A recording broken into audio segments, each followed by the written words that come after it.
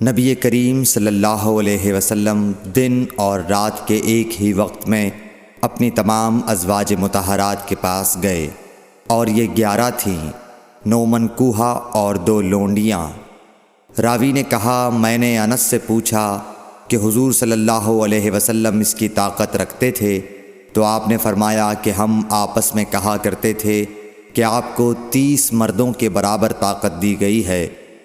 صحیح بخاری حدیث نمبر 268۔ حضرت علی رضی اللہ تعالی عنہ نے فرمایا کہ مجھے مزید بکثرت آتی تھی، چونکہ میرے گھر میں نبی کریم صلی اللہ علیہ وسلم کی صاحبزادی حضرت فاطمۃ الزہرا رضی اللہ تعالی عنہا تھیں، اس لیے میں نے ایک شخص مقداد بن اسود اپنے شاگرد سے کہا کہ وہ آپ صلی اللہ علیہ وسلم سے اس کے متعلق مسئلہ معلوم کریں۔ انہوں نے پوچھا تو آپ نے فرمایا کہ وضو کر اور شرمگاہ کو دھو، یہی کافی ہے۔ صحیح بخاری حدیث نمبر 269۔ حضرت عائشہ رضی اللہ تعالی عنہ نے فرمایا، میں نے خود نبی صلی اللہ علیہ وسلم کو خوشبو لگائی، پھر آپ اپنی تمام ازواج کے پاس گئے اور اس کے بعد احرام باندھا۔ صحیح بخاری حدیث نمبر 270۔ حضرت عائشہ رضی اللہ تعالی عنہا نے فرمایا، گویا کہ میں حضرت صلی اللہ علیہ وسلم کی مانگ میں خوشبو کی چمک دیکھ رہی ہوں، اس حال میں کہ آپ احرام باندھے ہوئے ہیں۔ صحیح بخاری حدیث نمبر 271۔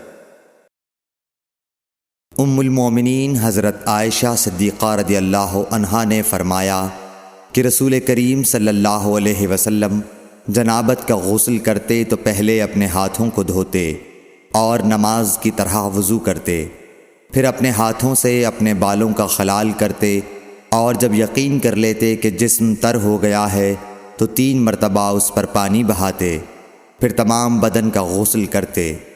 صحیح بخاری حدیث نمبر 272۔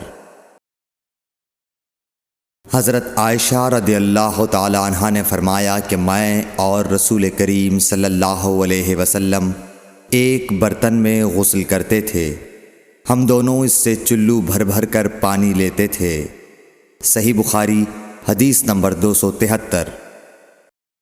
ام المومنین حضرت میمونہ رضی اللہ عنہا نے فرمایا کہ رسول اللہ صلی اللہ علیہ وسلم نے غسل جنابت کے لیے پانی رکھا، پھر آپ نے پہلے 2 یا 3 مرتبہ اپنے دائیں ہاتھ سے بائیں ہاتھ پر پانی ڈالا، پھر شرمگاہ دھوئی، پھر ہاتھ کو زمین پر یا دیوار پر 2 یا 3 بار رگڑا، پھر کلی کی اور ناک میں ڈالا، اور اپنے چہرے اور بازوؤں کو دھویا، پھر سر پر پانی بہایا اور سارے بدن کا غسل کیا، پھر اپنی جگہ سے سرک کر پاؤں دھوئے۔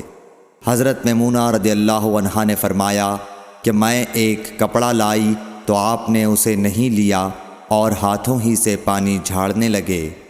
صحیح بخاری حدیث نمبر 274۔ حضرت ابو ہریرہ رضی اللہ تعالی عنہ سے روایت ہے کہ نماز کی تکبیر ہوئی اور صفیں برابر ہو گئیں، لوگ کھڑے تھے کہ رسول کریم صلی اللہ علیہ وسلم اپنے حجرے سے ہماری طرف تشریف لائے۔ جب آپ مصلی پر کھڑے ہو چکے تو یاد آیا کہ آپ جنبی ہیں، پس آپ نے ہم سے فرمایا کہ اپنی جگہ کھڑے رہو، اور آپ واپس چلے گئے۔ پھر آپ نے غسل کیا اور واپس ہماری طرف تشریف لائے تو سر سے پانی کے قطرے ٹپک رہے تھے۔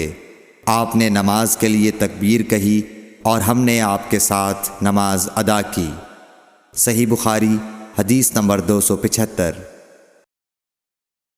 حضرت میمونہ رضی اللہ عنہا نے فرمایا کہ میں نے نبی صلی اللہ علیہ وسلم کے لیے غسل کا پانی رکھا اور ایک کپڑے سے پردہ کر دیا۔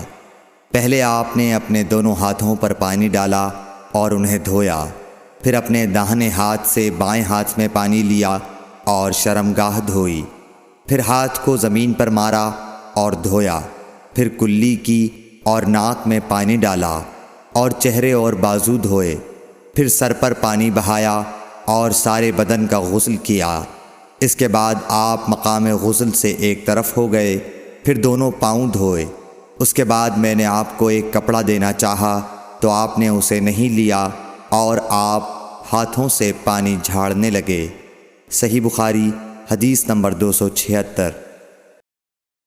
حضرت عائشہ رضی اللہ تعالی عنہا نے فرمایا کہ ہم ازواج مطہرات میں سے کسی کو اگر جنابت لاحق ہوتی تو وہ ہاتھوں میں پانی لے کر سر پر 3 مرتبہ ڈالتیں، پھر ہاتھ میں پانی لے کر سر کے داہنے حصے کا غسل کرتیں اور دوسرے ہاتھ سے بائیں حصے کا غسل کرتیں۔ صحیح بخاری حدیث نمبر 277۔